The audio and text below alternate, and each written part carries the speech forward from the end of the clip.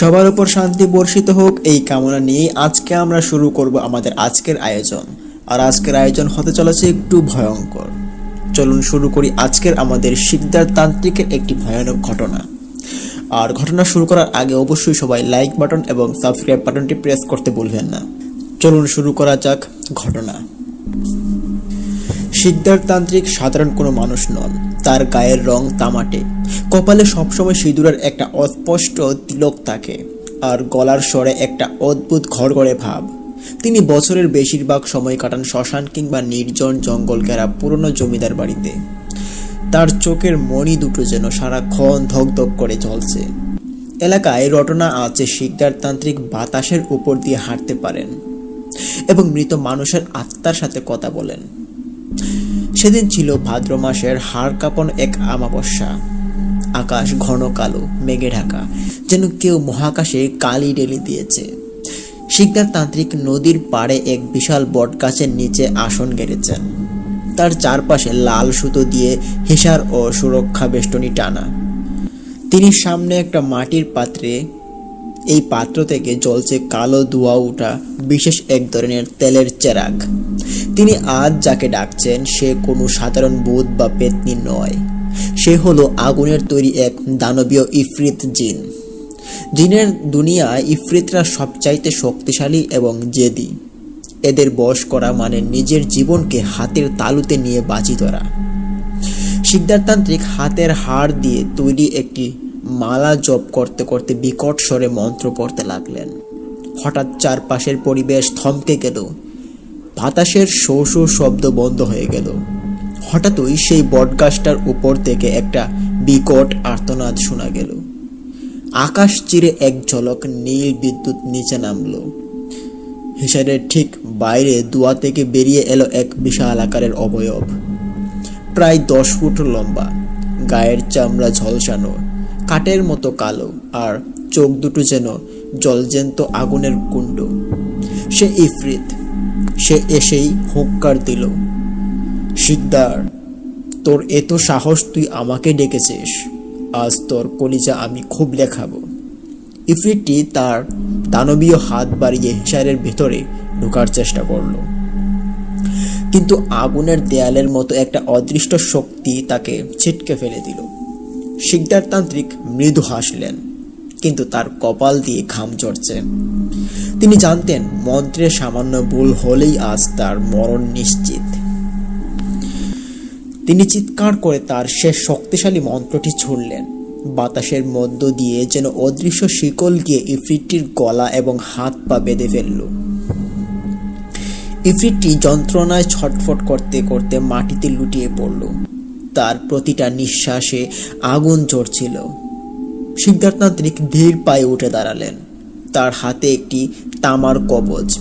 তিনি ইফরিতের সামনে গিয়ে দাঁড়ালেন এবং ধমক দিয়ে বললেন, চুপ কর পাপিষ্ঠ, আজ থেকে তুই আমার গোলাম। আমি যা বলবো তোকে তাই করতে হবে। অন্তত আগামী 1 মাস তুই আমার ছায়া হয়ে থাকবি। ইফরিতটি তখন উপায়হীন হয়ে মাথা নত করল। তার আগুনের মতো চোখ দুটো অপমানে ও ক্ষোভে ঝলছিল, কিন্তু তান্ত্রিকের মারণ মন্ত্রের কাছে সে ছিল অসহায়। শিকদার তান্ত্রিক অট্টহাসি দিয়ে উঠলেন, যা সেই নির্জন রাতে এক বীভৎস প্রতিধ্বনি সৃষ্টি করল। তারপর থেকেই শুরু হলো শিকদার তান্ত্রিকের জীবনের এক অন্যতম 1 মাস। তারপর শিকদার তান্ত্রিক সেই রাতে ইফরিতকে নিয়ে তার আস্তানায় ফিরলেন। একটি জীর্ণ পরিত্যক্ত জমিদার বাড়ি, যার দেয়ালগুলো নুনো দরে খসে আছে। এগুলো যেন ঝরে ঝরে পড়ছে। ইফরিতটি এখন অদৃশ্য ছায়ার মতো তার পেছনে ঘুরে। শিকদার তান্ত্রিক বুঝতে পারলেন এই 1 মাসে তাকে এমন সব কাজ করতে হবে যা তাকে অঢেল সম্পদ আর প্রতিপত্তি এনে দেবে। বলে রাখা ভালো, শিকদার তান্ত্রিক ছিল একটু লোভী টাইপের। যখন কোনো মানুষের সাথে কাজ করত, কোনো লেনদেনের বিষয় যেত, তখন সে তার নিজের দিকটা আগে ভেবে নিত। তারপর মানুষকে ঝাড়ফুঁক বা জিন তাড়ানোর কাজ, এসব কবিরাজি কাজ, অনেক কাজই সে করে থাকত। তারপর শিকদার তান্ত্রিক ভাবলেন যে মাটির তলা থেকে গুপ্তধনের সন্ধান করবেন। তিনি যুক্তি খুঁজতে খুঁজতে যুক্তি নির্ভর ফায়দার মাধ্যমে ইফরিতকে তিনি ভাবলেন, ও যেহেতু আগুনের তৈরি এবং মাটির গভীরে তার দৃষ্টি চলে, তো তাকে দিয়েই সেই কাজগুলো করানো সম্ভব। তাই শিকদার তান্ত্রিক তাকে ব্যবহার করলেন। পুরনো জমিদারদের লুকানো স্বর্ণ মুদ্রা খুঁজে বের করতে তিনি উন্মাদ হয়ে গেলেন। ইফরিত তার দানবীয় শক্তি দিয়ে মাটির কয়েক ফুট গভীর পর্যন্ত দেখতে পেত। গভীর রাতে তান্ত্রিক যখন নির্দেশ দিতেন, ইফরিত তার নখ দিয়ে শক্ত মাটি খুঁড়ে প্রাচীন কলসি ভর্তি মোহর বের করে আনত। তান্ত্রিকের আস্তানা হঠাৎই সোনায় পড়ে উঠল, কিন্তু সেই সোনার সাথে মিশেছিল এক অভিশপ্ত গন্ধ। শিকদার তান্ত্রিকের অনেক প্রতিদ্বন্দ্বী তান্ত্রিক আর শত্রু ছিল। তিনি ইফরিতকে নির্দেশ দিলেন তাদের ধ্বংস করতে। তবে ইফরিত সরাসরি কাউকে খুন করত না, কারণ এতে তান্ত্রিকের উপর পাপের বোঝা বাড়বে। সে কারণে ইফরিত গিয়ে তাদের ঘরের চালে পাথর ছুঁড়ত, কুয়োর পানি রক্তবর্ণ করে দিত, আর মাঝরাতে তাদের কানে গিয়ে বিকট আর্তনাদ করত। একের পর এক শত্রু পাগল হয়ে গ্রাম ছেড়ে পালাতে লাগলো। শিকদার তান্ত্রিক এখন অঘোষিত রাজা, যার ভয়ে বাঘে মহিষে একে এক গাঁটে জল খায়। একদিন এক প্রভাবশালী লোক তান্ত্রিকের কাছে এলো তার হারিয়ে যাওয়া ছেলেকে খুঁজতে। ইফরিত বাতাসের বেগে কয়েক হাজার মাইল দূরে উড়ে গিয়ে কয়েক ঘন্টার মধ্যে খবর নিয়ে এলো যে ছেলেটি কোথায় আছে। তান্ত্রিক এই অলৌকিক তত্ত্ব দিয়ে মানুষের কাছে মহিষা বা ত্রাণকর্তা সেজে বসলেন। সাধারণ মানুষের কাছে তিনি তখন দেবতা হয়ে উঠলেন, কিন্তু তার অন্তরের ভেতরে যে কুৎসিত লোভের আগুন জ্বলছিল তা শুধু তিনি আর সেই বন্দী ইফরিতই জানত। ইফরিতটি খেতে চাইল জ্বলন্ত অঙ্গার। শিকদার তান্ত্রিক তাকে তৃপ্ত করার বদলে তাকে আরো ক্ষুধার্ত রাখতেন, যাতে সে রাগে আর ক্ষোভে আরো ভয়ঙ্কর কাজ করতে বাধ্য হয়। ইফরিত যখন যন্ত্রণায় ছটফট করত, তান্ত্রিক তখন আয়েশ করে হুক্কা টানতেন আর অট্টহাসি দিতেন। তিনি ইফরিতকে দিয়ে তার ঘরের বাড়ি আসবাবপত্র সরানো থেকে শুরু করে গভীর রাতে শ্মশান থেকে বিশেষ মরা এনে দেওয়ার মতো জঘন্য কাজগুলো করিয়ে নিতেন। এই এক মাস শিকদার তান্ত্রিকের আস্তানার চারপাশ দিয়ে কোনো পাখি উঠত না। বাড়ির ভেতরটা সবসময় অস্বাভাবিক তপ্ত থাকত, কারণ ইফরিতের শরীরের উত্তাপ দেয়ালগুলোকে তপ্ত করে তুলত। শিকদার তান্ত্রিক নিজে রাতে ঘুমানোর সময় ইফরিতকে নির্দেশ দিতেন তার মাথার কাছে বসে পাহারা দিতে। ইফরিতের সেই আগুনের মতো লাল চোখ দুটো তান্ত্রিকের দিকে অপলক তাকিয়ে থাকত। ইফরিত কথা বলতো না, কিন্তু তার দাঁত কিরমির করার শব্দে তান্ত্রিকের হাড় হিম হয়ে যেত।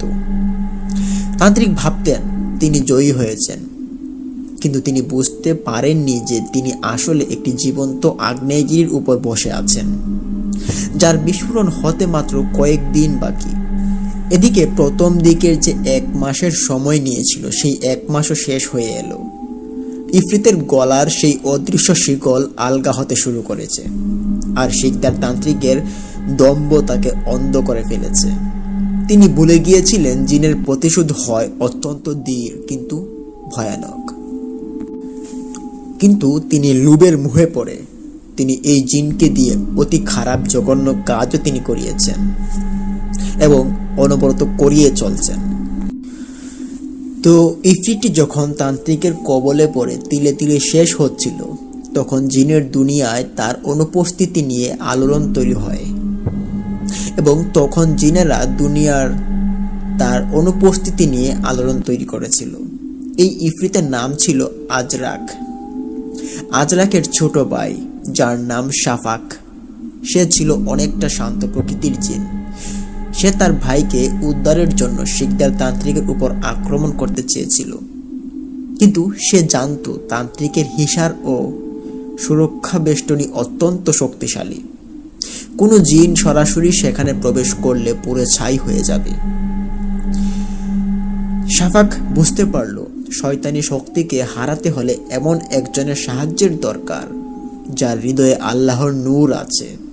সে মানুষের রূপ ধরে লোকালয়ে এলো, পরনে জীর্ণ পোশাক, চোখে মুখে আতঙ্কের ছাপ।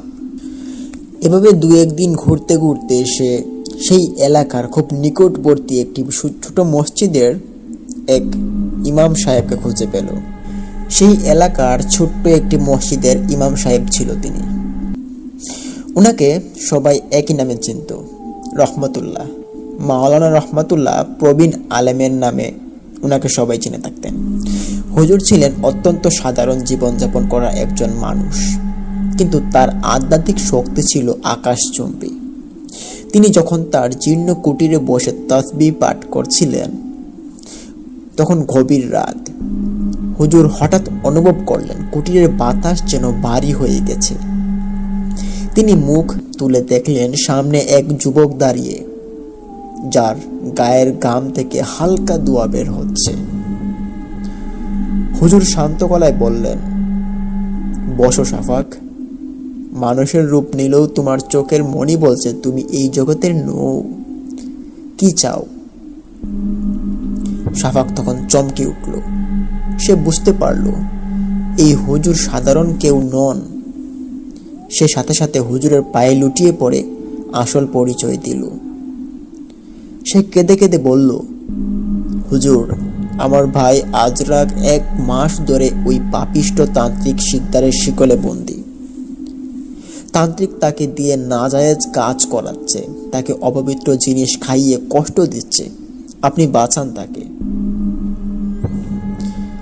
হুজুর এই কথা শুনে তিনি প্রথমে রাজি হতে চাইলেন না। বললেন যে এই তান্ত্রিক খুব খারাপ, তার সাথে আমি এরকম কোনো কাজে লিপ্ত হতে চাই না। তাছাড়া জিন এবং মানুষের জগৎ আলাদা। তোমাদের বিষয়ে নাক গলানো আমার সাজে না। তোমাদের সাথে আমার দেখা হয়, কথা হয়, এটাই বড় বিষয়। আমাদের কোনো সাহায্য লাগলে তোমাদের কাছ থেকে অল্প কিছু সাহায্য যদি তোমরা করো তাহলে আমরা নিই, তবে এতটা না, আর এতটা নাকও গলাই না। কিন্তু শাফাক যখন জানালো যে শিকদার তান্ত্রিক আজরাককে দিয়ে মানুষের ক্ষতি করছে এবং ঈমান নষ্ট করছে, তখন হুজুর কঠোর হলেন। তিনি বললেন, যুগ যুগ ধরে মানুষ আর জিনের মধ্যে যে সীমা আল্লাহ নির্ধারণ করে দিয়েছেন, শিকদার তান্ত্রিক তা লঙ্ঘন করেছে, তাকে থামাতেই হবে। হুজুর জানতেন শিকদার তান্ত্রিকের তান্ত্রিক মন্ত্রগুলোর জোর কতটুকু।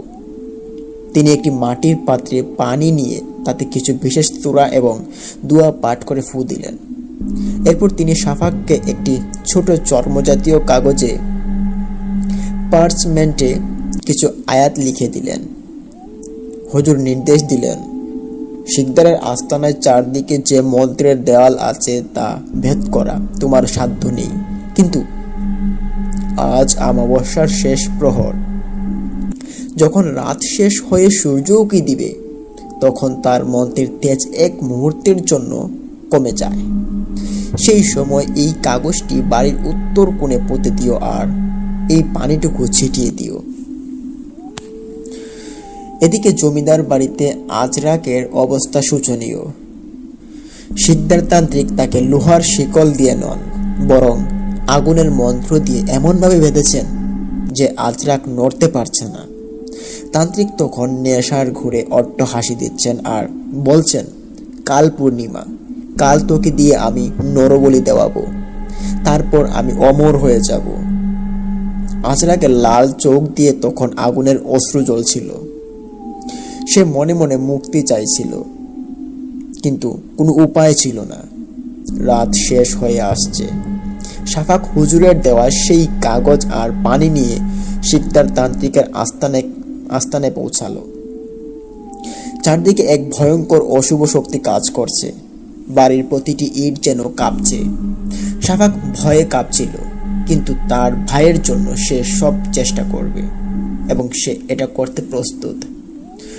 হুজুরের শেখানো দোয়া পড়তে পড়তে সে বাড়ির উত্তর দিকের মাটির নিচে কাগজটি গেঁথে দিল। মুহূর্তের মধ্যে এক প্রচন্ড আওয়াজে পুরো এলাকা কেঁপে উঠল।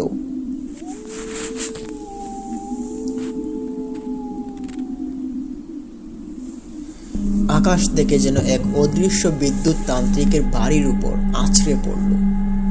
শিকদার তান্ত্রিকের সেই হিসার বা সুরক্ষা দেয়াল কাচের মতো ভেঙে চুরমার হয়ে গেল।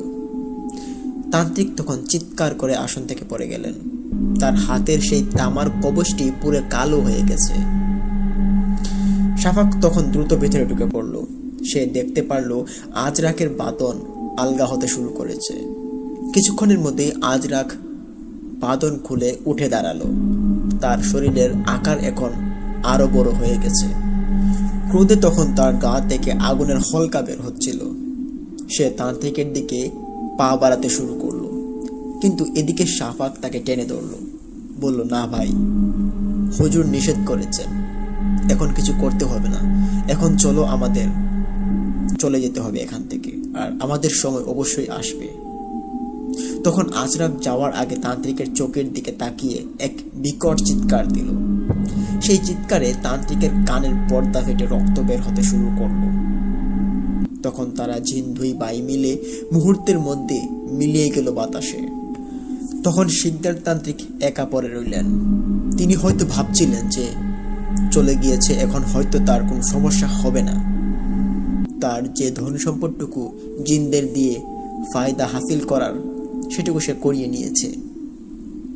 যদিও সে একটু স্বস্তির নিঃশ্বাস অনুভব করছিল, কিন্তু আসলে এই মুক্তিটা তার জন্য মুক্তি ছিল না, ছিল এক ভয়ঙ্কর ধ্বংসের শুরু। এদিকে আজরাক মুক্ত হওয়ার পর সে প্রতিশোধের নীল নকশা আঁকতে শুরু করলো। সে জানতো মৃত্যু অনেক সময় যন্ত্রণার অবসান ঘটায়। সে চাইল তান্ত্রিককে এমন এক নরকে নিক্ষেপ করতে, সেখানে সে প্রতি মুহূর্তে মরবে, কিন্তু প্রাণ বের হবে না। আজরাক তার ইফরিত সুলভ বুদ্ধি খাটিয়ে তান্ত্রিকের পরিবারের 10 জন সদস্যকে লক্ষ্য বানালো। প্রথম 3 দিন ছায়ার আক্রমণ করতে শুরু করলো। প্রথম শিকার হলেন তান্ত্রিকের বড় ভাই ও তার 2 ছেলে। তারা যখন রাতের খাবার খেয়ে ঘুমানোর প্রস্তুতি নিচ্ছিলেন, তখন হঠাৎ ঘরের তাপমাত্রা ফুটন্ত পানির মতো গরম হয়ে গেল। ঘরের ভেতর থেকে কেউ দরজা আটকে দিল। বাইরে থেকে শুধু শোনা গেল হাড় মরমর করার শব্দ আর বিকট চিৎকার। পরদিন সকালে দেখা গেল 3 জনের শরীর এমনভাবে দুমড়ে চুমড়ে আছে যেন কালো বিশাল দানব তাদের হাতের তালুতে নিয়ে পিষে ফেলেছে। কোনো ক্ষত নেই, কিন্তু শরীরে একটি হাড়ও আস্ত নেই। এ দেখে গ্রামের সকল মানুষ ভয়ে কাঁপতে শুরু করলো। কেউ কেউ ভাবলো হয়তো সন্ত্রাসীদের এই কাজ, কিন্তু এদিকে আজরাক জানতো শুধু দৈহিক শক্তিতে নয়, মানসিক শক্তিতেও আঘাত করতে হবে যদি সে তান্ত্রিককে কষ্ট দিতে চায়। এদিকে তান্ত্রিক বাড়িতে এসে দেখে তার বাড়িতে এই অবস্থা। দেখার পর সে আকাশ থেকে পড়ে এবং সে চিন্তা করতে লাগলো এটা সেই আজরাকের কাজ। কিছু উপায় না পেয়ে আবার তারা চলতে ফিরতে শুরু করলো। ওই দিন সবার দাফন টাফন করার পর চতুর্থ ও পঞ্চম সদস্য ছিলেন তান্ত্রিকের 2 বোন। তান্ত্রিকের 2 বোন, তাদের এখনো বিয়ে হয়নি, যুবতী। তারা নামাজ কালাম ঠিক মতো পড়তো। তো ওই দিন তারা পুকুরে অজু করতে গেল। তখন আজরাক তাদের চোখের সামনে এমন এক মায়া তৈরি করলো যে তারা পুকুরের শান্ত পানির ভেতর নিজেদের মৃত স্বজনদের দেখতে পারলেন। এক অদৃশ্য আকর্ষণে তারা পানির নিচে তলিয়ে গেলেন। গ্রামবাসী দেখলো পুকুরে কোনো ঢেউ নেই, অথচ 2 বোন স্থির হয়ে ডুবে মরলেন। এমন অদ্ভুত মৃত্যুতে আশপাশের মানুষজন সবাই অবাক হয়ে গেল এবং শিকদার তান্ত্রিক তার মন্ত্র দিয়ে বাতাস ধরার চেষ্টা করলেন, কিন্তু তার কোনো মন্ত্রই আর কাজ করছিল না। কারণ অপবিত্র জিনকে বশ করার পর তান্ত্রিকের আত্মিক শক্তি এবং আধ্যাত্মিক শক্তি যেগুলো ছিল সেগুলো সব নষ্ট হয়ে গিয়েছিল। তারপর এভাবে দিন কেটে যায় আরো 2-3 দিন। এদিকে তান্ত্রিকের বৃদ্ধ মা বাবা ছিলেন বাড়িতে। এক রাতে হঠাৎ কোনো কারণ ছাড়াই তাদের ঘরে আগুন লেগে গেল। আশ্চর্যের বিষয় হলো আগুন শুধু তাদের বিছানায় জ্বলছিল, ঘরের বাকি আসবাবপত্র ঠিক ছিল। তান্ত্রিক তখন চোখের সামনে দেখলেন তার জন্মদাতারা জীবন্ত কয়লা হয়ে যাচ্ছেন, কিন্তু তিনি এক ফোঁটা পানি দিয়েও সেই আগুন নেভাতে পারলেন না। আজরাক তখন অদৃশ্য থেকে তান্ত্রিকের কানের কাছে ফিসফিস করে বলছিল, তোর মনে আছে শিকদার, তুই আমাকে জ্বলন্ত আঙ্গার খাইয়ে বিনোদন নীতি, আজ তোর আপনজনদের পুরা গন্ধ কেমন লাগছে? এ বলে হাসতে হাসতে চলে গেল আজরাক। আর এদিকে কান্নায় লুটিয়ে পড়ল কবিরাজ। তান্ত্রিকের একমাত্র স্ত্রী এবং তার কুলের দুগ্ধপোষ্য সন্তান ছিলেন নবম শিকার। তান্ত্রিক তখন উন্মাদ প্রায়। পরিবারের এতজন মানুষের মৃত্যুতে তান্ত্রিক সত্যি তার ভারসাম্য হারিয়ে ফেলছিল। তার যা ধন সম্পত্তি ছিল তাও সে দেখতে পারে এক এক করে হারিয়ে যাচ্ছে, কিন্তু এই ধন সম্পদগুলোর কথা বাড়তি কেউ জানতো না, ফ্যামিলির লোকও জানতো না।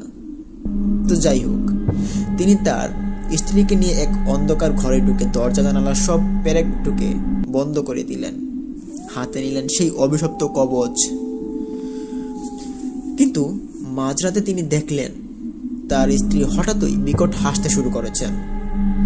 স্ত্রীর কণ্ঠস্বর বদলে গিয়ে আজরাকের কণ্ঠের গভীর কণ্ঠ হয়ে গেল। স্ত্রী নিজের হাত দিয়ে নিজের গলা টিপে ধরলেন। তান্ত্রিক তার সন্তানকে বাঁচাতে চাইলেন, কিন্তু দেখলেন কোলের শিশুটি হঠাৎই ধোঁয়ায় পরিণত হয়ে মিলিয়ে গেল। পরদিন সকালে তান্ত্রিক দেখলেন তার স্ত্রীর নিতর দেহ ঘরের কড়িকাঠের সাথে ঝুলে আছে, আর সন্তানের কোনো চিহ্নই নেই। তারপর 10 জন সদস্য ছিল তান্ত্রিকের, সেই 10 জনের মধ্যে 9 জনই কিন্তু শেষ। আজরাক তান্ত্রিককে এক ফোঁটা আঘাত করল না। আজরাক মনে মনে ভাবছিল যে এই তান্ত্রিককে এভাবে মারবে না সে। তান্ত্রিকের মৃত্যুর আগ পর্যন্ত তাকে মারতে মারতে নিয়ে যাবে। সে তান্ত্রিককে জীবিত রাখলো শুধু তার একাকিত্ব আর অনুশোচনার আগুনে পুড়তে দেখার জন্য। তান্ত্রিকের সেই বিশাল অট্টালিকা এখন এক শ্মশান। সোনা দানা সব আছে, কিছু হারিয়েও গিয়েছে, কিন্তু সেই সোনা এখন কয়লার মতো কালো হয়ে গেছে। যেগুলো ছিল সেগুলো কালো হয়ে গেছে, আর সেখান থেকে অনেক সোনা দানায় হারিয়ে গিয়েছে। তান্ত্রিকের চুল এক রাতেই ধবধবে সাদা হয়ে গেল। তান্ত্রিকের চোখের কোণ দিয়ে রক্তের অশ্রু ঝরতে লাগলো। তখন থেকেই শুরু হয়ে গেল সেই তান্ত্রিকের একাকিত্বর শুরু। আর সেই একাকিত্ব কিন্তু মোটেও ভালো ছিল না। তখনও কিন্তু ঘটে গিয়েছিল বিশাল ভয়ানক কাহিনী। এদিকে গ্রামের মানুষ শিকদার তান্ত্রিককে দেখলে ডাইনি বা অপয়া ভেবে পাথরও মারতে শুরু করে। তার আস্তানার চারপাশে এখন আর জিনেরা পাহারা নেই। জিনেরা এখন তাকে ছেড়ে চলে গেছে। আছে শুধু 9টি অতৃপ্ত আত্মার কান্নার প্রতিধ্বনি। আজরাক চলে যাওয়ার আগে তান্ত্রিকের কপালে তার নখ দিয়ে একটি চিহ্ন এঁকে দিয়ে গেল। এই চিহ্নের কারণে কোনো তান্ত্রিক বা কোনো শক্তি তাকে আর সাহায্য করতে পারবে না। শিকদার তান্ত্রিক পথে পথে ঘুরছেন। তিনি কথা বলতে চান, কিন্তু তার মুখ দিয়ে মানুষের ভাষা বের হয় না। বের হয় ইফরিতের সেই ঘরঘরে আওয়াজ। তিনি বুঝতে পারলেন জিনকে বন্দি করে তিনি নিজেকেই এক চিরস্থায়ী জেলখানায় বন্দি করে ফেলেছেন। তখন শিকদার তান্ত্রিকের জন্য সময় যেন থমকে গেল। তিনি যখন তার সেই জনমানবহীন জমিদার বাড়িতে একা থাকতেন, তখন তার মনে হতো এক একটি রাত কয়েক বছর ধরে চলছে। ঘড়ির কাঁটা টিকটিক শব্দ করতো না, বরং মনে হতো কেউ হাতুড়ি দিয়ে তার মগজে আঘাত করছে। তিনি যখন ঘুমানোর চেষ্টা করতেন, দেখতেন তার বিছানাটা ধীরে ধীরে তরল হয়ে যাচ্ছে এবং তিনি এক অন্তহীন অন্ধকূপের দিকে তলিয়ে যাচ্ছেন। কিন্তু যখনই তিনি চিৎকার করে জেগে উঠতেন, দেখতেন তিনি আসলে তার নিজের ঘরেই শুয়ে আছেন। পুরো শরীর ঘামে ভেজা এবং ঘর জুড়ে সেই 9 জন মৃত মানুষের পচা লাশের গন্ধ। মানুষের বেঁচে থাকার জন্য খাবার এবং জল অপরিহার্য, কিন্তু আজরাক তাকে এমন এক অভিশাপ দিয়েছিল যে তান্ত্রিক যখনই কোনো খাবার মুখে নিতেন তা সাথে সাথে পচা মাংসে পরিণত হতো। তিনি জল পান করতে গেলে দেখতেন গ্লাসের জল রক্তবর্ণ হয়ে গেছে এবং তাতে অসংখ্য ছোট ছোট পোকা কিলবিল করছে। এ দেখে গ্রামের আশপাশের যে লোকজন ছিল তারা সবাই তান্ত্রিকের অপয়া বলা এবং সে দোষী এবং সে খারাপ এ বিবেচনা করে কেউ তার সামনে আর আসে না। সে এখানেই পড়ে থাকে। তিনি দিনের পর দিন না খেয়ে কঙ্কালসার হয়ে গেলেন। এরই মধ্যে আরও একটি ঘটনা ঘটে। সেই তান্ত্রিককে কিছু মানুষ জিজ্ঞাসাবাদ করত যে আপনি এত বড় একজন তান্ত্রিক, আপনার কেন আজকে এরকম অবস্থা? আপনার তো অবস্থা ভালো হওয়ার কথা। কিন্তু তান্ত্রিক উত্তরে কিছুই বলতে পারতেন না। তিনি সেই আজরাকের কণ্ঠের মতো সেই ভয়ঙ্কর এক শব্দ দিয়ে সবাইকে ভৌ ভৌ করে চাকিয়ে তুলত এবং সবাই ভয় পেয়ে চলে যেত। তান্ত্রিক দিনের পর দিন না খেয়ে কঙ্কালসার হয়ে গেলেন। খোদার জ্বালায় তিনি যখন মাটি কামড়ে খেতেন তখন তার মনে হতো তিনি আগুনের কয়লা চিবাচ্ছেন। যুক্তি বলে মানুষ না খেয়ে মারা যায়, কিন্তু এখানে অলৌকিকতা কাজ করছিল। আজরাক তাকে মরতে দিচ্ছিল না, বরং খোদার এই তীব্র যন্ত্রণা উপভোগ করতে বাধ্য করছিল। সেই 9টি ছায়ার নিত্যসঙ্গ শিকদার তান্ত্রিক যেখানেই যেতেন তার পরিবারের সেই 9 জন সদস্য যাদের তিনি রক্ষা করতে পারেননি, ওনার কারণেই যে এই 9 জন মানুষের প্রাণ বিনাশ হলো, তাকে ঘিরে ধরত তারা। সে অনুভব করত তারা স্বাভাবিক রূপে আসতো না। তারা স্ত্রী আসতেন ঝুলে থাকা অবস্থায়, জীব বের করা। তার বৃদ্ধ বাবা মা আসতেন ঝলসানো কয়লার মতো কালো দেহে। তারা তান্ত্রিকের সামনে এসে ঘুরতেন কিন্তু কথা বলতেন না, শুধু তান্ত্রিকের দিকে অপলক তাকিয়ে থাকতেন। তান্ত্রিক যখন হাঁটতেন দেখতেন তার ছায়ার সাথে আরো 9টি ছায়া হাঁটছে। তিনি যদি আয়নায় তাকাতেন নিজের চেহারার বদলে দেখতেন আজরাকের সেই জ্বলন্ত চোখ দুটো তার ভেতরে বসে হাসছে। এভাবে খুব কষ্টে দিন কাটছিল তান্ত্রিকের। একদিন রাতে তান্ত্রিক অনুভব করলেন তার শরীরের ভেতর কিছু একটা নড়াচড়া করছে। তার মনে হলো তার শির দ্বারাটা ধীরে ধীরে সোজা হয়ে লম্বা হতে শুরু করেছে। তার আঙুলের নখগুলো পচে গিয়ে সেখান থেকে ধারালো শিংয়ের মতো কিছু একটা বের হতে লাগলো। তিনি বুঝতে পারলেন আজরাক তাকে জিনে রূপান্তর করছে না, বরং তাকে একটি মাংস বা বিকৃত দানবে পরিণত করছে। তার ত্বক খসখসে হয়ে খসে পড়তে লাগলো এবং সেখান থেকে এক ধরনের কালো তরল নির্গত হতে লাগলো,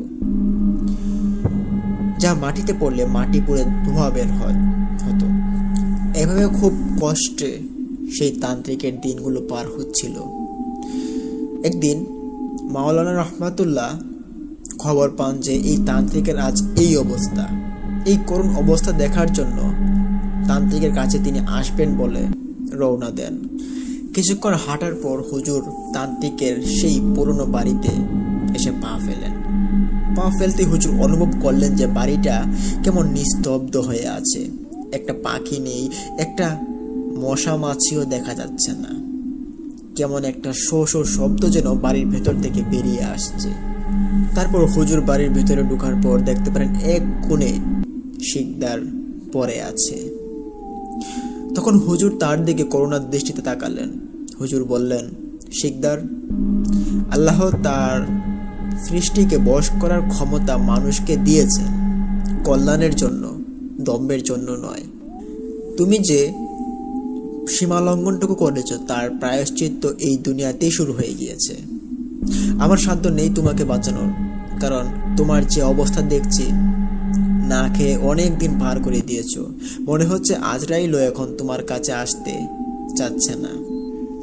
এ কথা শেষ করার পরপরই তান্ত্রিক হুজুরের দিকে তাকালেন এবং সেই অদ্ভুত কণ্ঠস্বরে বউ বউ করতে শুরু করলো। হুজুর বুঝতে পারছিলেন তান্ত্রিক তার মনের বাসাটুকু হুজুরকে বোঝাতে চেষ্টা করছিলেন, কিন্তু কোনো উপায় নেই। হুজুর তার সেই বাসাটুকু বুঝতে পারেননি। তারপর হুজুরের সামনে সেই তান্ত্রিক লুটিয়ে পড়ল মাটিতে এবং কিন্তু তখন আর কিছুই করার নেই। হুজুর সেই তান্ত্রিকের দিকে তাকিয়ে কিছু না বলে তিনি বেরিয়ে আসলেন। তারপর কেটে যায় অনেক দিন। হুজুর এবং সেই এলাকার মধ্যে মানুষের অনেক কথা বলা বলি হয়। সেই বাড়ির মধ্যে এমন এক ছায়ার মতো এক দরজা লাগানো হয়েছে, সেই দরজার আর কেউ খুলেও না এবং ভিতরে যেন বাইরেও যায় না। তান্ত্রিক কি খাচ্ছে কিনা পড়ছে কি না, সে মরে গেছে না বেঁচে আছে, সে নিয়েও কেউ মাথা ব্যথা করে না। তারপর হঠাৎ একদিন আমাবস্যার রাত শুরু হয়। সেখানে শিকদার আজরাককে যেখানে বন্দি করেছিলেন সেখানে তিনি ফিরে গেছেন। কিছু মানুষ দেখতে পারেন যে তিনি এখন আর মানুষ নেই, তার শরীরটি কুঁজো হয়ে গেছে, হাড়গুলো মাটিতে ঠেকছে, কিন্তু চেহারা সেই তান্ত্রিকের মতোই। হঠাৎ আকাশ থেকে সেই পরিচিত নীল বিদ্যুৎ আছড়ে পড়ল মনে হচ্ছে। আজরাক এবং তার পুরো বাণী লুহাব পুত্র সেখানে উপস্থিত হলো। আজরাক এবার মানুষের ভাষায় কথা বলল। শিকদার, তোর 1 মাস শেষ হয়েছে অনেক আগে, কিন্তু আমার প্রতিশোধের 1 সেকেন্ডও শেষ হয়নি। তুই চেয়েছিলি অমর হতে, আমি তোকে সেই অমরত্বই দিলাম, একাকিত্ব আর যন্ত্রণার অমরত্ব। এদিকে রাস্তার পাশ ধরে হেঁটে যাচ্ছিলেন সেই হুজুর। তিনি দেখতে পারেন এবং শুনতে পারেন সেই কথাগুলো। তিনি বুঝতে পারেন এটা সেই তান্ত্রিক আর আজরাকের সাক্ষাৎকার এখানে শুরু হয়েছে আবার, কিন্তু সেই তান্ত্রিক এখনো বেঁচে আছে। তিনি এটা ভেবে তিনি খুব অবাক হলেন। পরক্ষণেই তিনি আবারও দেখতে লাগলেন সেই জিনেরা তান্ত্রিকের সামনে এসে বিভৎসভাবে আর্তনাদ করে তাকে কিছু একটা বলার চেষ্টা করছে। কিছুক্ষণের মধ্যেই হুজুর দেখতে পারলেন যে সেই তান্ত্রিক মাটিতে লুটিয়ে পড়ল এবং সেখান থেকে আবারও তারা দাঁড় করালো এবং আস্তে আস্তে করে হাঁটতে লাগলো। আজরাক জিনের বনি লুহাব গোত্র যারা যারা এসেছিল এখানে সবাই সেই তান্ত্রিককে সামনে রেখে সবাই পিছনে সারিবদ্ধভাবে হাঁটতে শুরু করলেন। হাঁটতে হাঁটতে সেই বাড়িতেই নিয়ে আসলেন, সেই পুরনো বাড়িতে। আসার পর সেখানে তান্ত্রিককে মাঝখানে বসিয়ে সেই জিনেরা আশপাশ ঘিরে দাঁড়িয়ে রইল। এটা হুজুর দেখছিলেন পিছন থেকে। তখন হুজুরের সাথে 2 জন হুজুরের ঘনিষ্ঠ জিন ছিল যারা হুজুরের সাথেই থাকত। তখন হুজুর সেই জিনগুলোর সাথে আলাপ আলোচনা করছিল যে আজকে তার এই পরিণতি, এটা না হলেই পারত। কিন্তু সেই জিনেরা বলছিল তাকে যদি তারা হত্যা না করে তাহলে তার অবস্থা দিন দিন আরো কঠিন হবে। তখন হুজুর দেখতে লাগলেন যে এই তান্ত্রিককে যে জিনেরা ছিল আশপাশে সবাই মিলে সেই জিনকে মাটি খুঁড়ে জীবিত মাটির নিচে পুঁতে দিল। অথচ অবাক করা বিষয় ছিল মাটির ভেতর থেকে চিৎকার ভেসে আসে এবং হুজুর তাই স্পষ্ট শুনতে পান। তখন হুজুর এখানে দাঁড়িয়ে থাকতে পারছিলেন না। ইতিমধ্যে তিনি দেখতে পারেন যে মাটির মধ্যে নীল রঙের পানি বেয়ে বেয়ে আসছে, চাঁদের আলোয় তা ফটফটে দেখা যাচ্ছে। তিনি সেখানে দেরি না করে তিনি মসজিদে চলে আসলেন। তিনি সেই বিষয়টা নিয়ে ভাবছিলেন এবং বাহিরে বের হতেই তিনি দেখতে পারেন সেই আজরাক হুজুরের সামনে।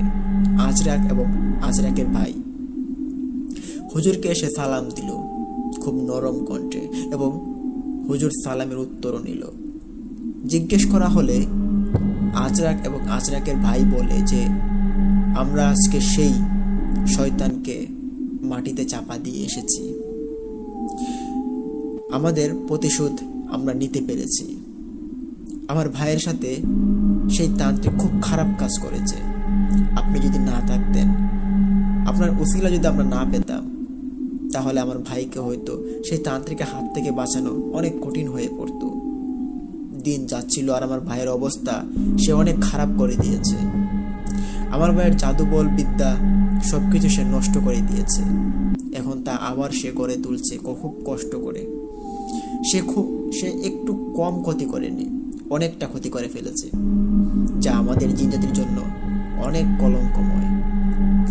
হুজুর, আপনাকে কি বলে ধন্যবাদ জানাবো তা আমার জানা নেই। তবে যখন আপনার সাহায্যের প্রয়োজন হবে, যখন কোনো কিছু বিষয় নিয়ে চিন্তা করবেন, যদি আমি তা পূরণ করতে পারি, আপনি অবশ্যই আমাকে এবং আমার ভাইকে ডাক দিবেন। আপনার বিপদে আমরা সর্বদা থাকব এবং আমাদের জন্য আপনি দোয়া করবেন। আপনি খুব ভালো মানুষ। মানুষ জগতের মধ্যে আপনার মতো মানুষ হওয়া অনেক জরুরি। এসব কথা বলতে বলতে সেই জিনেরা এক মুহূর্তের মধ্যে হুজুরের কাছে বললেন যে, আর আজকের যেই ঘটনাটা ঘটলো, সেই ঘটনাটা এরকম হওয়াই উচিত, কারণ তার মৃত্যুটা মরণ যন্ত্রণায় বানিয়ে তাকে বুঝিয়েছিলাম যে একজন মানুষকে অনাহারে রাখা কতটা কষ্টের হয়। সেই তান্ত্রিকও আশা করি তা বুঝ পেয়েছে। এ বলে দুইজন ভাই তারা হুজুরের কাছ থেকে বিদায় নিয়ে হাঁটতে লাগলেন এবং হাঁটতে হাঁটতে অদৃশ্যের মধ্যে মিলিয়ে গেলেন। হুজুর তখন স্বচোখে দেখে তিনি আবারও মসজিদের ভিতরে ঢুকে পড়লেন এবং তিনি দোয়া কালাম পরে শরীর বন্ধ করে তিনি ওদিন রাতে ঘুমিয়ে পড়লেন। পরদিন থেকে সেই তান্ত্রিককে নিয়ে গবেষণা শুরু হয় অনেক মানুষের। যারা যারা এলাকার মধ্যে দেখেছিল যে তান্ত্রিক রাতে এরকম পুজো হয়ে কিছু ওই জায়গার মধ্যে একটি গাছের তলায় সে হাঁটাহাঁটি করছে, সেটা অনেকে দেখার পর অনেকেই চিন্তা ভাবনা করে, কিন্তু হুজুর মুখ খুলেননি। হুজুর ভাবলেন এটা তাদেরকে না বলাটাই ভালো। তখনও গ্রামবাসীরা ভেবেছিল যে হয়তো কোনো অন্য মানুষ হবে বা অন্য কোনো তান্ত্রিক হবে। ওই তান্ত্রিক তো মনে হয় আগেই মারা গেছে, এটা ভাবতো গ্রামের লোকেরা। কিন্তু ওই দিনের পর থেকেই যখন সন্ধ্যা গনিয়ে আসে, সেই বাড়ির পাশ দিয়ে যে রাস্তা বয়ে গেছে, সেই রাস্তার আশপাশে কেমন এক শব্দ যেন সবাই শুনতে পায়। কেউ কেউ আবার নাকি শুনতে পায় যে সেই তান্ত্রিক তার নাম ধরে পেছন থেকে ডাকে। যে কেউ হেঁটে গেলে তার নাম তান্ত্রিক ধরে ডাকতে শুরু করে, কিন্তু পেছনে তাকে কেউ দেখতে পেত না যে কে ডাকছে। এভাবে অনেক দিন, অনেক মাস চলে যায় এক ভয়ের কুণ্ডলীর ভিতর দিয়ে। তো এইভাবে কিন্তু আস্তে আস্তে সেই ঘটনাটা চাপা পড়ে এবং সেই জমিদার বাড়ির যে পুরনো বিধ্বস্ত বাড়িটি, এটি এভাবেই পড়ে থাকে। এটার ভিতরে কেউ যায়ও না এবং কি আছে কি নেই তা জানার চেষ্টা করে না। এই ঘটনাটা হুজুর তার ডায়েরির মধ্যে লিপিবদ্ধ করে রেখেছিলেন এবং তিনি ভাবছিলেন যে ঘটনাটা অনেক লোমহর্ষক একটি ঘটনা, যেটা হুজুরের জীবনের সাথে ঘটে গিয়েছে। হুজুর তার জীবনের ঘটে যাওয়া ঘটনা এবং তার প্রত্যেকটা দিনকে সে লিপিবদ্ধ করে রাখেন এবং কি আনাচে কানাচে সব কিছুই তিনি মনে রাখার জন্য তিনি সেই সীমাটুকু বজায় রাখেন এবং সেই নিয়মটুকু তিনি পালন করেন। হুজুরের কাছ থেকে এই ঘটনাটি কালেক্ট করা। আশা করি আপনাদের ঘটনাটি অনেক ভালো লেগেছে। ঘটনাটি আসলে অনেক ভালো ছিল, তবে বেশ ভয়াবহ ছিল। তান্ত্রিকের এই করুণ পরিণতি তার নিজের জন্যই হয়েছে, তাই লোভ করা ভালো না। অতি লোভে তাঁতি নষ্ট হয়ে যায়। এরকম অবস্থা কারো শত্রুর হোক কেউ চাইবে না। যাই হোক, এ বলে আমাদের ঘটনা এইমাত্র শেষ হলো, আর ঘটনা আরও একটি শুরু করতে যাচ্ছে আপনাদের মাঝে আমরা। এই ঘটনাটি হতে চলেছে আরও অন্যরকম। ঘটনার মোড় নিবে, খুব ভালো লাগবে আপনাদের এবং আপনাদের ভালো লাগাতেই আমরা নিতান্ত কাজ করে যাচ্ছি। অবশ্যই যারা এখনও আমাদেরকে শুনছেন তারা অবশ্যই লাইক বাটনটি প্রেস করে দিন এবং সাবস্ক্রাইব করতে ভুলবেন না। আপনাদের সাবস্ক্রাইব কিন্তু আমাদের অধিক প্রয়োজন, তাই সাবস্ক্রাইব বাটনটি প্রেস করে দিন। চলুন শুরু করি আমাদের আজকের এবারের আয়োজনের দ্বিতীয় ঘটনা। এখন পর্যন্ত যারা যারা আমাদের চ্যানেলের সঙ্গে সংযুক্ত হচ্ছেন তাদের সবাইকে স্বাগত জানাচ্ছি আমি ইমন। আপনাদের মাঝ থেকে অনেক লোকই যশোর জেলার শ্রীকণ্ঠ সেন কবিরাজের ইতিহাস শুনতে চেয়েছিলেন এবং তার সঙ্গে ঘটে যাওয়া কিছু ঘটনা আপনারা শুনতে চেয়েছিলেন অনেকেই। প্রথমত বলে রাখি, যশোরের ইতিহাসের সবচেয়ে প্রভাবশালী এবং বিখ্যাত কবিরাজদের একজন হলেন শ্রীকণ্ঠ সেন। তিনি যশোর রাজবাড়ির সঙ্গে যুক্ত ছিলেন এবং আয়ুর্বেদ শাস্ত্রে তার অগাধ পণ্ডিত্য ছিল। শোনা যায় দূর দূরান্ত থেকে মানুষ তার কাছে চিকিৎসার জন্য আসতো, আর সেখান থেকেই একটি ঘটনার সূত্রপাত ঘটে। আজকের ঘটনাটি কালেক্ট করেছেন আমাদের পরিচিত সাইফুল ভাই। যশোর জেলার মধ্যে তিনি খুঁটিনাটি কাজ করতে করতে উনি এই ঘটনাটির সন্ধান পান। কবিরাজ শ্রীকণ্ঠ সেন প্রতিদিনের মতোই তার ঘরের সামনে উঠোনে চেয়ার বসিয়ে চেয়ারের উপর দুটি পা উপরে রেখে তিনি খাওয়ার শুরুতে বসতেন এবং বসে বসে আশপাশ এদিক ওদিক তাকাতেন। ওনার বাড়ির সামনে 3-4টা রাস্তার মোড় চলে গিয়েছে, আর সেই মোড়ের দিকে মানুষজন আসতো তার বাড়িতে।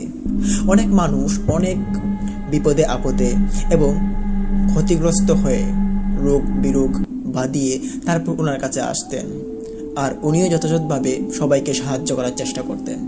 প্রমাণ পাওয়া যায় উনি নাকি অধিকাংশ মানুষকে তিনি ভালো করতে পারতেন। যদি কাউকে জিনে আসর করত তাহলে উনি নাকি কয়েক সেকেন্ডের ভিতরেই জিন তাড়াতে পারতেন। তো বরাবরের মতোই কিন্তু তিনি ওদিনও ওনার ঘরের সামনে উঠোনে চেয়ারে দু পা উপরে তুলে তিনি বসে থাকেন। বসে তিনি ভাবছেন, আজকে প্রায় বিকাল গড়িয়ে গেল, এখনো একটা রোগী এলো না, ব্যাপার কি? শুক্রবারের দিন তো মানুষ আসার কথা। তিনি এই কথা চিন্তা করতে করতে এদিক ওদিক তাকাতে তাকাতে তিনি ভাবলেন যে না, সন্ধ্যা গড়িয়ে আসছে, এখন যজ্ঞটা বসিয়ে দেই।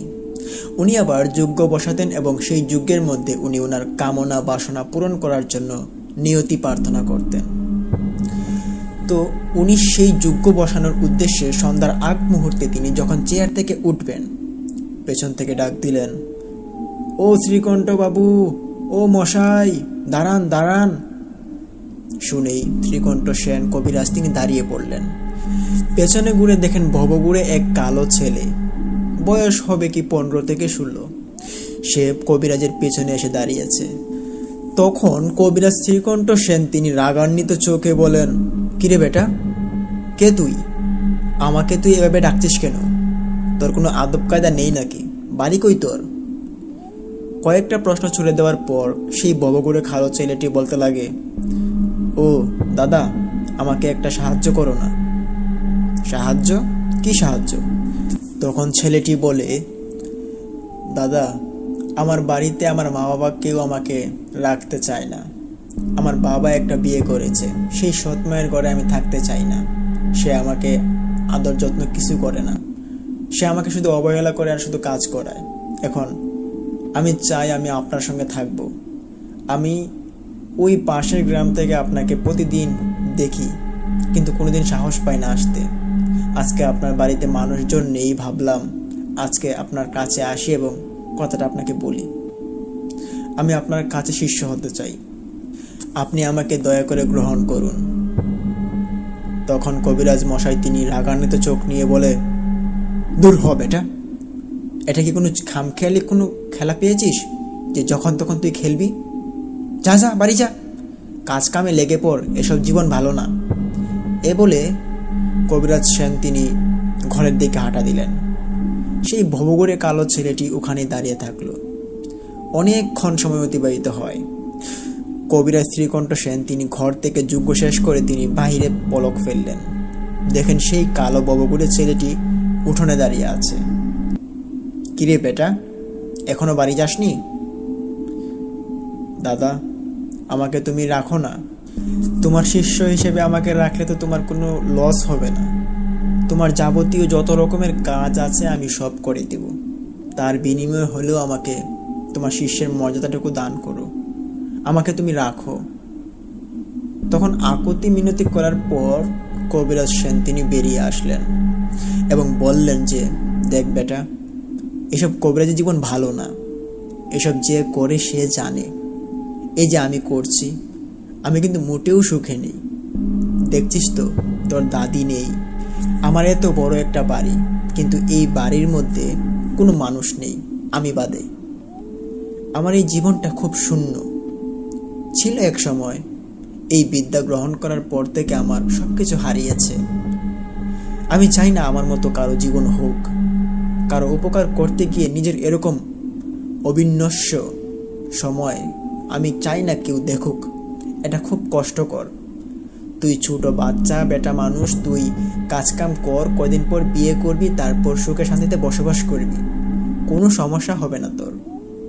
এখন তুই বয়সের তালে তুই এটা বুঝতে পারছিস না যে তোর সামনে কি দাঁড়িয়ে আছে। আমি বলছি তোর সামনে ভালো কিছু দাঁড়িয়ে আছে, যা তুই কাজে লেগে পড়। ববুগুরে কালো ছেলেটি তখন কবিরাজ সেনকে বলেন, দাদা আমাকে তুমি রাখো না। ছেলেটি তখন কান্না করতে থাকে। কান্না দেখে কবিরাজ সেন তিনি আর কিছু বললেন না। ছেলেটিকে ওখানে দাঁড় করে রেখেই তিনি ঘরে এসে দরজা লাগিয়ে দিলেন। প্রায় রাতের তৃতীয় প্রহর শেষ পর্যায়ে তখন কবিরাজ সেন তিনি বাহিরে বের হওয়ার জন্য দরজায় কেওট খুললেন। দেখতে পারেন সেই ভবঘুরে ছেলেটি মাটিতে শুয়ে আছে এবং তার আশপাশে অসংখ্য মশা তাকে ভিড়ে আছে। দেখে মনে হচ্ছিল মশাগুলো সেই ছেলেটাকে খাবার বানিয়ে খাওয়ার জন্য তারা উদ্বিগ্ন চালিয়ে যাচ্ছে। এ দেখে কবিরাজ মশাই তিনি আর থাকতে পারলেন না। হাতে থাকা হারিকেনটি নিয়ে সেই ছেলেটির সামনে এসে মশাগুলো তাড়িয়ে দিয়ে ছেলেটির গায়ে হাত দিয়ে বলল, বেটা উঠ, তুই এখানে শুয়ে আছিস কেন? অনেক রাত হয়েছে, কিছুক্ষণ পর ভোর হবে, উঠ উঠ। ডাক শুনে সেই ছেলেটি উঠল। চোখ মোচড়াতে মোচড়াতে উঠে বলতে লাগলো, দাদা আমি কোথায়? তখন বলল যে, আরে বেটা তুই আমার বাড়িতে শুয়ে পড়েছিস, এখানেই ঘুমিয়েছিস, তোর কি বাড়ি নেই? বাড়িতে যা। তখন ছেলেটি আবারও কান্না শুরু করলো, বায়না ধরল সেই কবিরাজের কাছে, আমাকে শেখাও না দাদা, আমাকে শেখাও।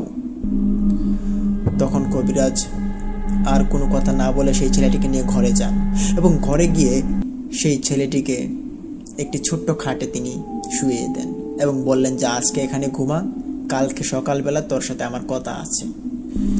এই বলে কালো ছেলেটিকে ঘুম পাড়িয়ে কবিরাজ মশাই তিনি তার বাকি কাজটুকু শেষ করে তিনিও এসে শুয়ে পড়লেন। তারপর যখন সকাল গনিয়ে আসে ঠিক তখনই কবিরাজ মশাইয়ের ঘুম ভাঙে। তিনি চোখ মেলে দেখতে পারেন সেই ববুগুরের ছেলের হাতে একটি কলসি সোনালী রঙের, আর সেই কলসির ভিতরে কি জানি এক ছটফট ছটফট আওয়াজ করছে। কবিরাজ মশাই হতভম্ব হয়ে বসে পড়ে তিনি জিজ্ঞেস করেন যে, কিরে বেটা তোর হাতে এটা কি, শব্দ হচ্ছে কিসের, দেখা দেখি। তখন সেই ছেলেটি কবিরাজ মশাইয়ের সামনে সেই কলসির মুখটা নিয়ে আসেন। তিনি দেখতে পারেন এখানে একটি জিন বন্দি করা আছে, আর সেই জিনটি ওমাগো ওমাগো মরে গেলাম, বাঁচাও বাঁচাও এ বলে চিৎকার করছে।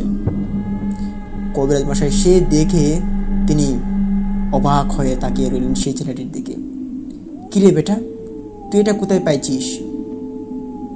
বলে যে আমি রাত্রিবেলা যখন শুয়েছিলাম তখন দেখি যে এই যে কালো পোশাক পরিহিত একটি মানুষ সে আমার সামনে এসে দাঁড়িয়েছে, তখন কলসিটা তার সামনে ধরতেই সে কলসির ভিতরে ঢুকে পড়েছে, এখন আর বের হচ্ছে না। আর সে চিৎকার করছে, কিন্তু চিৎকারগুলো খুব আস্তে আস্তে শোনা যাচ্ছে। তখন কবিরাজ মশাই তিনি হা করে ছেলেটির দিকে তাকিয়ে আছে এবং বলছে যে, তুই কি সেই জিনটিকে দেখতে পাচ্ছিস? বলে যে হ্যাঁ। তখন কবিরাজ মশাই বিব্রত হয়ে তিনি চোখটা আবারও বুলিয়ে নিলেন। দেখতে পারেন যে তিনি ঠিকই দেখছেন, ছেলেটির হাতে আসলে একটি জিনবন্দি কলসি।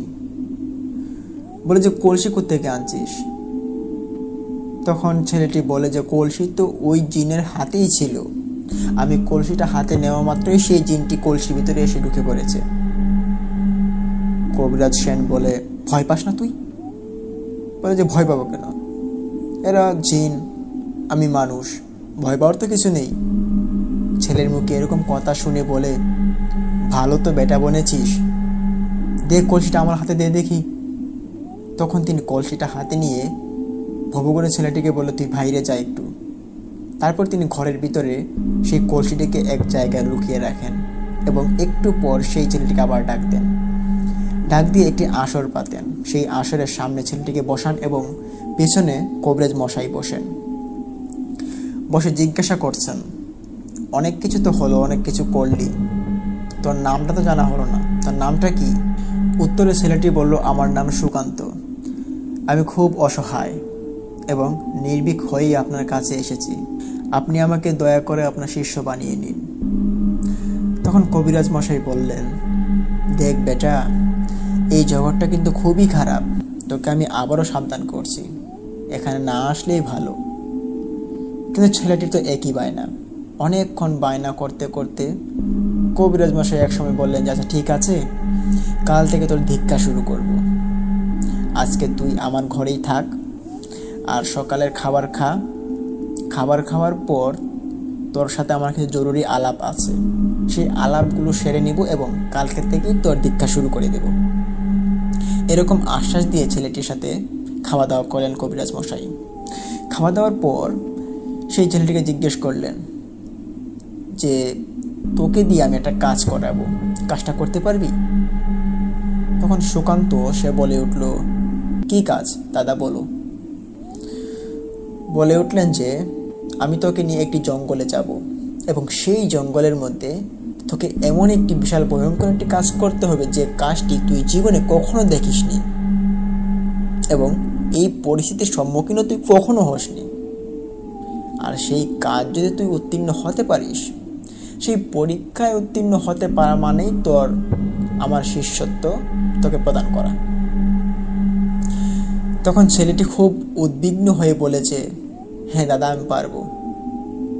তুমি বলো যে তোমার কি কাজ করে দিতে হবে, আমি তোমার জন্য সব করব। তখন শ্রীকণ্ঠ সেন কবিরাজ তিনি বললেন, এখন তো বলা যাবে না, তবে কাল সকালবেলা আমি তোকে নিয়ে যাব। তবে কোথায় নিয়ে যাব, কি করব কি না করব তা আমাকে জিজ্ঞেস করতে যাস না। আবার আমি যা বলছি তা তুই চুপ করে শুন এবং মাথায় রাখবি, কথাগুলো একটাও কিন্তু ফেলে দিবি না। তখন মাথা নাড়িয়ে সেই সুকান্ত ছেলেটি বলল, ঠিক আছে। তারপর কবিরাজ মশাই তার উঠোনের মধ্যে একটি চেয়ারে আবারও বসে পড়লেন। ওদিন আবার ভালো রুগীরা আসছিল, রুগী আসছেন, রুগী দেখছেন, জিনে ধরেছে অনেককে এবং জিন ছাড়ানোর ব্যবস্থাও তিনি করছেন। অনেকক্ষণ রুগী দেখার পর সন্ধ্যা গণিয়ে আসেন যখন তিনি, তখন আবার যজ্ঞ বসিয়ে পড়েন। আর সেই সুকান্ত ছেলেটি সব কিছু দেখছিল, কবিরাজ মশাই কি করছেন কি না করছেন, আনাচি কানাচি সব কিছু তিনি দেখছেন। তো দেখতে দেখতে এক পর্যায়ে রাতও হয়ে আসে এবং রাত পেরিয়ে সকালও হয়ে আসে। সকালবেলা সুকান্ত উঠে পড়ে এবং তার দাদার সামনে গিয়ে দাঁড়িয়ে পড়ে, বলে যে দাদা আমি উঠে গেছি, বলে এখন কি কাজ করতে হবে। তখন কবিরাজ সেন তার ধ্যান ভঙ্গ করে বলে যে বেটা কিছু খেয়েছিস? বলে যে না। তখন বলে যে সাব্বাস বেটা, এই কাজে প্রথমত কিছু না খাওয়াটাই ভালো। চল চল, আমি যেভাবে যা বলবো তা সেভাবেই করবি। 1 ইঞ্চিও এরফের হলে কিন্তু সর্বনাশ হয়ে যাবে। আর যদি তুই কাজটা করতে না পারিস তাহলে আমি তোকে ওখানেই ফেলে রেখে চলে আসব। আর যদি তুই কাজটা করতে পারিস তাহলে তুই নির্দ্বিধায় আমার কাছে চলে আসতে পারবি। তখন বলল যে আচ্ছা ঠিক আছে। মাথা নাড়িয়ে বলার পর কবিরাজ মশাই বললেন, তুই একটু দাঁড়া, আমি বাহির থেকে আসছি। বাহির বলতে তিনি বাজারের কথা বোঝাতে চেয়েছিলেন। বাজার থেকে তিনি 2টা হাঁস কিনে নিয়ে আসলেন এবং সেই হাঁসগুলো একটি ব্যাগের ভিতরে পড়ে সুকান্তর হাতে তিনি দিয়ে দিলেন। বললেন, আমরা যাব হচ্ছে ওই খালপাড়ে এবং খালপাড় থেকে নৌকা করে একটি জঙ্গলে যাব। চল চল, চালু করে হাঁট। এ বলতে বলতে তারা হাঁটতে শুরু করলেন।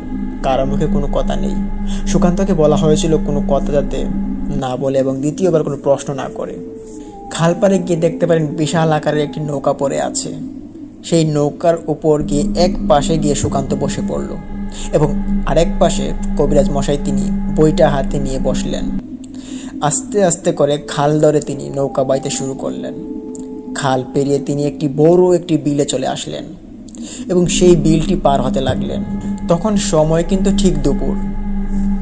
এ সময় সুকান্ত শুধু আশপাশ ঘিরবির করছে এবং তান্ত্রিকের মুখের দিকে তাকাচ্ছে।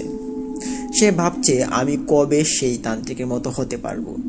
কিন্তু সে কি কোনোদিন জানতো যে তার এই জীবনটা, তার এই তেজ, তার এই সফলতার যে একটি স্বপ্ন দেখছে, সেই স্বপ্ন কিন্তু তার জীবনে একটি ভয়াবহ কাল নেমে আসতে পারে।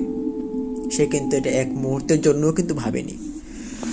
তো যাই হোক, তারা যাচ্ছে নৌকা পাড়ি দিয়ে সেই বিলটি পার হয়ে আরও একটি জঙ্গলের পাশ গেড়ে একটি খাল দিয়ে অতিবাহিত হচ্ছে এবং অনেক ভেতরে যাওয়ার পর তারা একটি জঙ্গলে গিয়ে ওঠেন এবং সেই জঙ্গলের মাঝখানে ওই তান্ত্রিক নিয়ে যান সুকান্তকে। সুকান্তকে বললেন, তুই এখানে দাঁড়া বাপু, আমি এই কাজটুকু করে আসি। সুকান্ত দূর থেকে দেখতে লাগলেন যে তান্ত্রিক দুইটা হাঁসকে একটি বৃত্ত আকারের বৃত্ত এঁকে সেই বৃত্তের ভিতরে দুইটি হাঁস রেখে তিনি চলে আসলেন এবং সুকান্তকে বলল, তুই এই চুপের আড়ালে লুকিয়ে পড়। এখানে আমার যে গুরু আছে সেই গুরু এখানে এসে ডেইলি উপস্থিত হয় এবং তার কোনো মনোবাসনা এবং মনোচ্ছা যদি কেউ পূরণ করতে চায় তাহলে এখানেই তাদের আশা হয়, তাকে ভোগ দিতে হয়।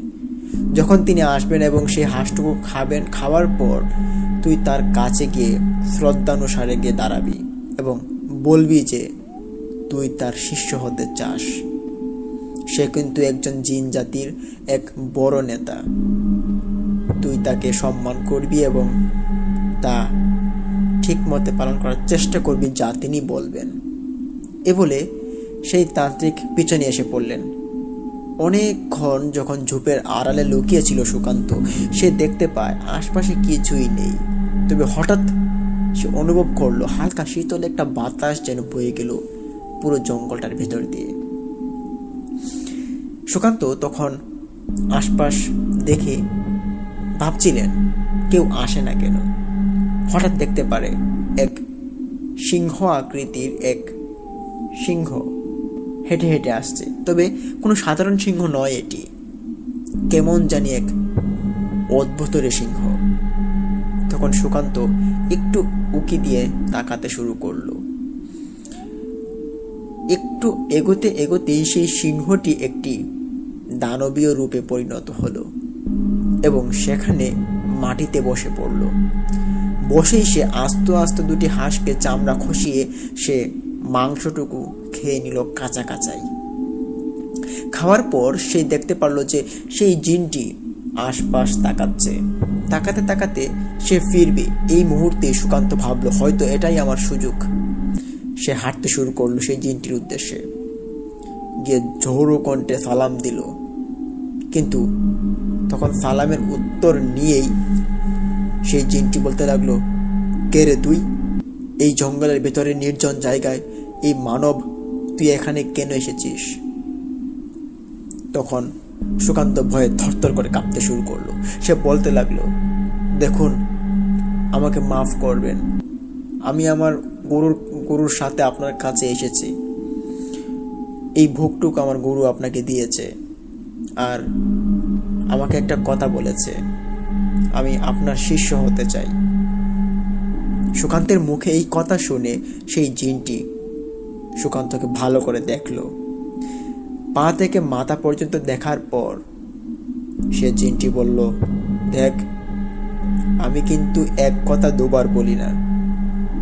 তুই যদি এই পথে আসতে চাস তাহলে তোর অনেক বড় ক্ষতি হবে। তোর জীবনের কোনো স্বাদ উপভোগ করতে পারবি না। যেমনটা তোর গুরুর অবস্থা দেখছিস, সে কিন্তু তার জীবনের সময়টুকু যে পার করছে কোনো মানুষ সেভাবে জীবন পার করতে পারে না।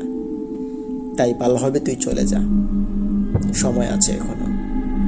সুকান্ত তখন বায়না ধরে এবং বলে যে আপনি আমাকে শিষ্য করে নিন না, আপনার একটু ক্ষমতা আমাকে দিন যাতে আমি মানুষের উপকার করতে পারি।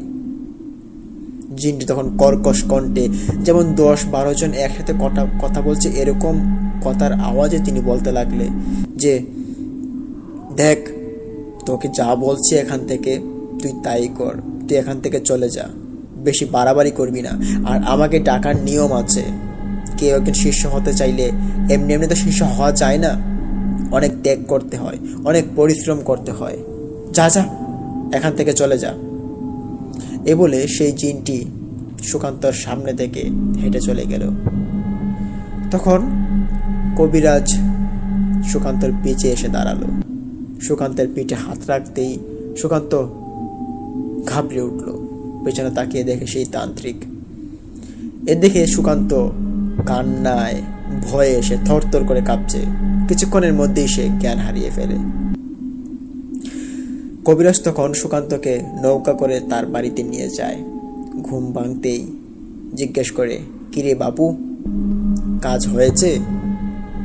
সুকান্ত তখন মাথা নেড়ে না বলে দিল যে তাকে সে মেনে নেয়নি। তখন কবিরাজ বলে উঠল যে, কি মেনে নেয়নি? বলে যে না, তাহলে আর কোনো কাজ হবে না। এই যে জিন, এ হচ্ছে আমার গুরু। আমিও তার সাক্ষাৎকার হয়েছিলাম একদিন। আমার যে গুরু ছিল সেই গুরু আমাকে সেই জিনের কাছে নিয়ে যায় এবং তার কাছে আমার শিষ্যত্ব প্রদান করায়।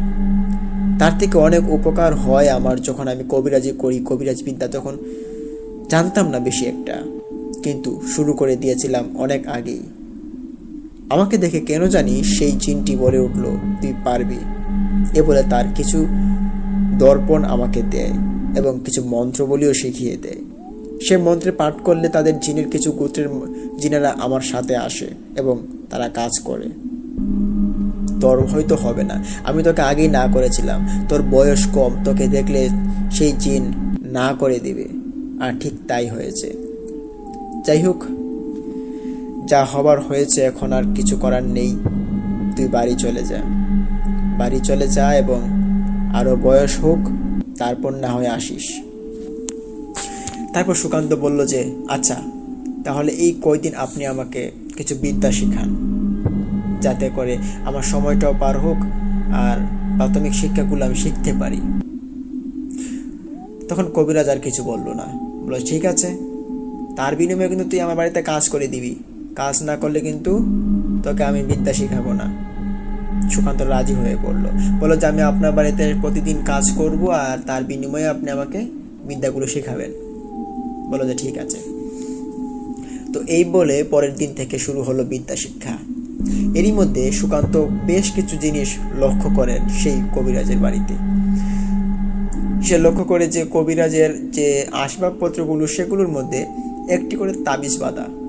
সে তাবিজগুলোর কথা জিজ্ঞেস করলে তান্ত্রিক বলে যে এগুলো ব্যবহার করিস ভালো কথা, কিন্তু কোনো কিছু জানতে চাইবি না। তো সুকান্ত কিন্তু আর জানতে চায় না। দিন পেরোচ্ছে। হঠাৎ করে একদিন সুকান্ত দেখতে পারে তার ঘরের ভেতরে এক মাতার খুলি। মাতার খুলিটা জিজ্ঞেস করতে তান্ত্রিক ঘাবড়ে উঠলো এবং বলল যে না না, ওটা কিছু না, ওটা এমনি, ওটা কোনো মানুষের মাথা নয় রে, এটা একটা শূকরের মাথা, এ দিয়ে তন্ত্রমন্ত্র করি আর কি, এই সব কাজ। তখন সুকান্ত আরেকবার জিজ্ঞেস করলো যে আপনি তো আমাকে বিশ্বাস করেন এবং আমি যে কেমন আপনি তো জানেন, আমাকে বলুন আপনি এই মাথা দিয়ে কি করেন। এটা মানলাম শূকরের মাথা। তখন কবিরাজ বলতে শুরু করলো, এই মাথা কোনো শূকরের মাথা নয়, এই মাথা হচ্ছে মানুষের মাথা। শুনে সুকান্তর গা যেন কেঁপে উঠল। তারপর জিজ্ঞেস করলো, মানুষের মাথা দিয়ে আপনি কি করেন? তখন বলতে লাগলো যে আমি এই মানুষের মাথা নিলাম এক বিশেষ কাজে। সে কাজটি ছিল খুব ভয়ানক।